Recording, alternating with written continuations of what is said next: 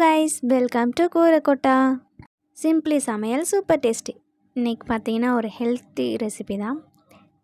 Immunity நல்லா boost பண்ணுற அளவுக்கு ஒரு ஹெல்த்தி ரெசிபி ஆம்லா வச்சு செய்ய போகிறோம். இது லஞ்ச் பாக்ஸ் கூட கொடுத்து விடலாம். நெல்லிக்காவை பார்த்திங்கன்னா நம்ம நிறைய ஜூஸாவோ இல்லை ஊறுகாய் இல்லை அந்த சர்க்கரையில் போட்டு அந்த மாதிரி தான் சாப்பிட்ருப்போம். இந்த மாதிரி வெரைட்டி ரைஸாக செஞ்சு கொடுத்து பாருங்கள், எல்லாருமே விரும்பி சாப்பிடுவாங்க. நெல்லிக்காய் பிடிக்கலன்னு சொல்கிறவங்க கூட நல்லா விரும்பி சாப்பிட்ற மாதிரி ஒரு வெரைட்டி ரைஸ் தான். வாங்க எப்படி செய்கிறதுன்னு பார்க்கலாம். அதுக்கு ஃபஸ்ட்டு நெல்லிக்காவை நல்லா வாஷ் பண்ணிவிட்டு இந்த மாதிரி துருவலில் வச்சு துருவி எடுத்துக்கலாம். நெல்லிக்காவை நல்லா துருவி எடுத்து சமைக்க ஆரம்பிச்சுக்கலாம். நெல்லிக்காய் சாதம் எப்படி செய்கிறதுன்னு பார்க்கலாமா? வாங்க வீடியோக்குள்ளே போகலாம். அதுக்கு ஃபஸ்ட்டு ஒரு கடாயில் 2 டேபிள் ஸ்பூன் அளவுக்கு எண்ணெய் ஊற்றிக்கலாம். எந்த எண்ணெய் வேணுனாலும் நீங்கள் ஊற்றிக்கலாம், அதாவது சமையலுக்கு பயன்படுத்துகிற எந்த எண்ணெய் வேணாலும் ஊற்றிக்கலாம். எண்ணெய் ஹீட் ஆனதுக்கப்புறமா 1 ஸ்பூன் கடுகு போட்டுக்கலாம். கடுகு பொரிஞ்சு வந்ததுக்கப்புறமா 1/2 ஸ்பூன் ஜீரகம், 1 ஸ்பூன் உளுத்தம்பருப்பு, 1 ஸ்பூன் கடலைப்பருப்பு, 3 டேபிள் ஸ்பூன் அளவுக்கு வேர்க்கடலை சேர்த்துருக்கேன். வேர்க்கடலை வறுத்து தோல் நீக்கிட்டு சேர்த்துக்கலாம். இது எல்லாமே நல்லா பொரிஞ்சு வரட்டும். பொரிஞ்சு வந்ததுக்கப்புறமா நம்ம சேர்த்துருக்க எல்லாமே பொரிஞ்சு நல்லா வரணும். கருகிடாமல் பார்த்துக்குங்க, சிம்மில் வச்சுக்கோங்க ஃப்ளேமை. அதுக்கப்புறமா ஃப்ரெஷ்ஷான ஒரு கருவேப்பிலை சேர்த்து நல்லா வதக்கி விடுங்க. வதக்கினதுக்கப்புறமா நம்ம காரத்துக்கு பச்சை மிளகா தான் சேர்க்க போகிறோம்.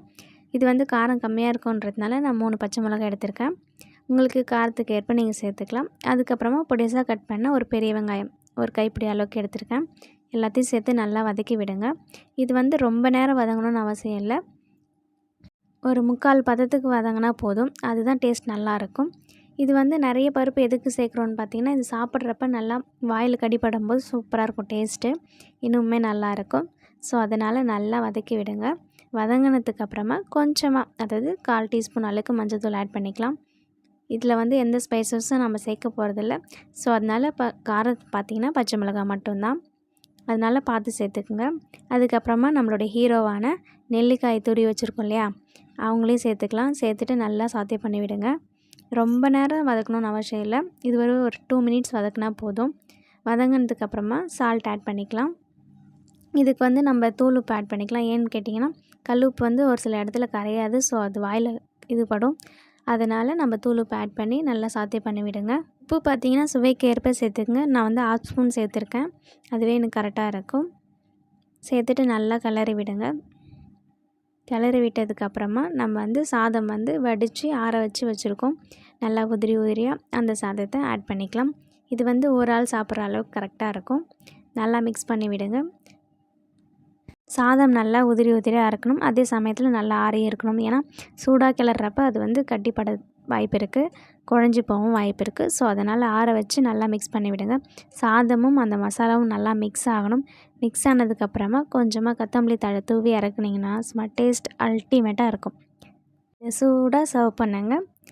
தொட்டுக்கு எதுவுமே தேவையில்லை. சப்போஸ் தேவைப்படுதுன்னா ஒரு அப்பளம் இல்லைனா சிப்ஸ் வச்சு சாப்பிட்டு பாருங்கள், செம்மையாக இருக்கும். அண்ட் இந்த வீடியோ பிடிச்சிருந்தால் லைக் பண்ணுங்கள், ஷேர் பண்ணுங்கள் அண்ட் சப்ஸ்கிரைப் பண்ணுங்கள். நெக்ஸ்ட் இன்ட்ரெஸ்டிங்கான வீடியோட பார்க்கலாம். மனதார சமைச்சு வயிறார சாப்பிடுங்க. தேங்க்ஸ் ஃபார் வாட்சிங். பபாய்.